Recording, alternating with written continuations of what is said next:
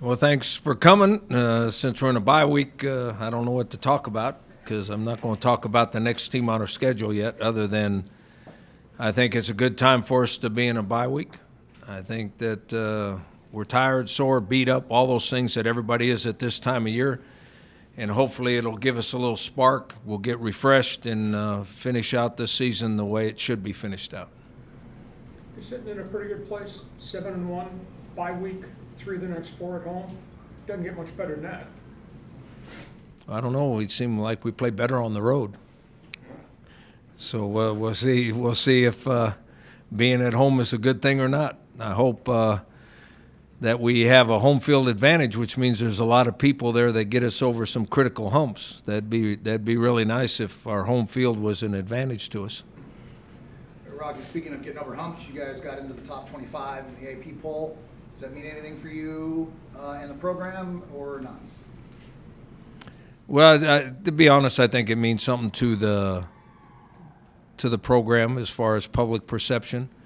It probably means as much to our conference as it does to our program as a whole. I mean, the Mountain West Conference should have somebody, as well as we played outside of our conference against Power 5 schools, someone in our conference should be in the top 25. I'm not sure it's us. I'm not sure. I don't necessarily believe we belong there right now because I don't think we've played as good as we can be. And we still got to, if we want to finish this thing out the right way, we got to get better. We got to play better than we have. And Saturday night's game, evidence of that. I enjoyed your post-game soundbite saying we were lucky. Do you want to expand on that at all? Oh, not really. I don't think we played as well as we can play. And for us to get into the conference championship game, we've got to be better than that. Coach, is Capper going to continue to start over Spalding? That's an ongoing competition.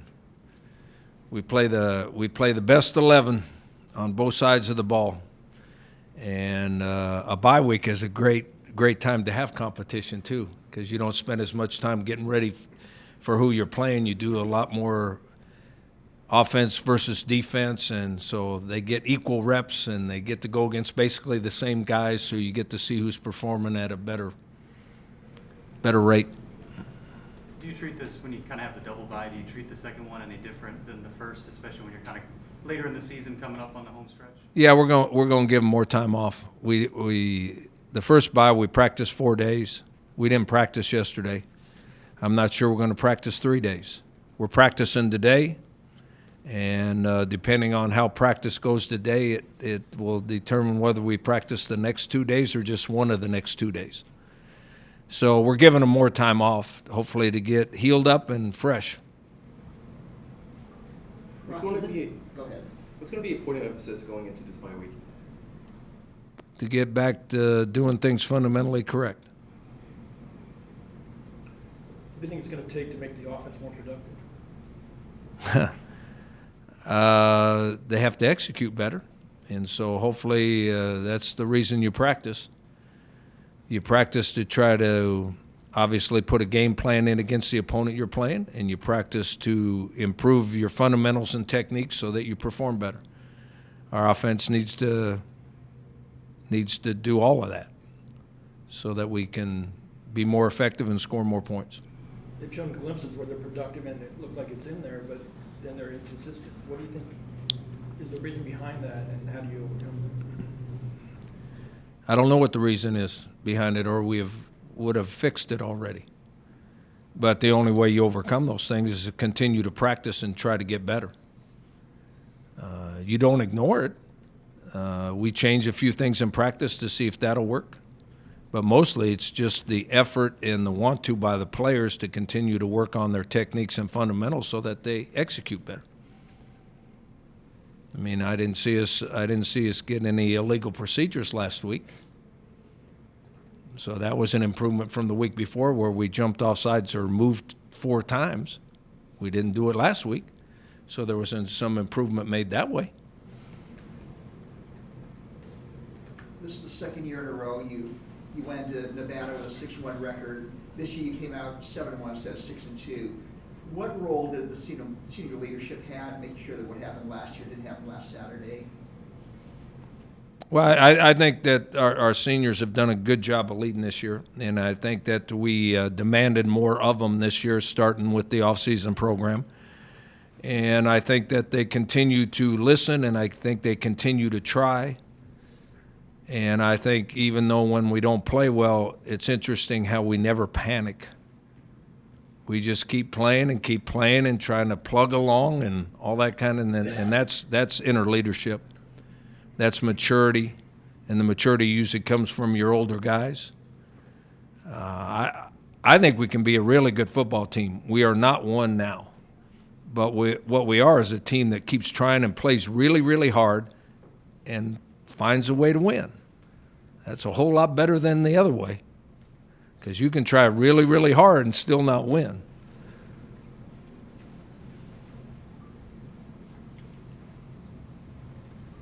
Rocky, can you make a couple comments about a couple of young guys, Zach Smith and, Zach Thomas and Cam Thomas? Since they're brothers? Zach's, after he got hurt, he's overcome his injuries and he's playing at a high level right now. He had a really good game. Cam is probably one of the bigger surprises to us this season because he went into the season with very little experience and has become a starter and has played probably better than we thought he was going to play. Now, he didn't have a very good game against UNLV, but up to that game, he played better than we expected, better than we thought he was gonna. And in the last game, he took a step backwards, so he needs to step it back up. Some news just broke that the NCAA is going to allow players to license their image, just like similar to what the California bill was passed. What was your reaction to that, and had you heard about that? I've heard about it, but I have no reaction because I don't know the particulars. I mean, there's a lot of things they got to figure out before we know even how it's going to affect our program or how it's going to be done by anybody. So I can't make a comment until I understand what the situation is. One thing that was mentioned in there is it would be effective by 2021 as opposed to 2023 with the other one. Got a lot of work to do, don't they? So you have this Friday night off. Are you going to see any of the regular season finales for high school football? I don't know. We actually are going to have a recruiting weekend this weekend. So there's a few recruits that we're recruiting that actually play on Thursday night, so they'll be here Friday. Most of our guys we're bringing in play Friday night, so they won't be here until Saturday morning. So most likely we won't. All our coaches are going to be on the road. If they don't have a recruit here Friday, they're going to be on the road Friday and be at games. But there's a couple of us that have to be around Friday because a couple of the recruits are coming in Friday night or Friday afternoon. As far as recruiting goes, I mean, through the years and your time in this business, how much does that really impact a kid's decision to come to San Diego State if you are ranked? I don't think it matters. I think what they want to come to is a successful program that fits their personality. And we're a successful program, so we got that part. Whether we fit their personalities, that's why we recruit them, and that's why we bring them on a trip to see if their personality fits our personality. If the personalities fit, he'll be successful and have a great chance of success. If the personalities don't fit, he should find someplace else to go. So, it seems to work out, especially if your program has been established. The success part has been established. I mean, I think we're guaranteed 10 straight years of winning records, right? I mean, we're going to have a winning record no matter what happens from here on out. And so 10 straight years of having a winning record and 10 straight years of going to a bowl game, that's pretty good success. That's pretty impressive. There's a lot of teams in this country that would like to have the same thing. We might be, at the end of this year, we might be the only school in California that has done that. I mean, there's still one that's fighting to be with us, but there's only one other school in California, college in California, that has done that, done what we've done. And the other one right now, they're fighting to be bowl eligible. before those 10 years, I mean, there are a whole bunch of years where obviously the program never enjoyed that kind of success. What do you think's changed the most? Oh, I don't know. I think we've gotten great kids in our program that have worked really, really hard to be successful.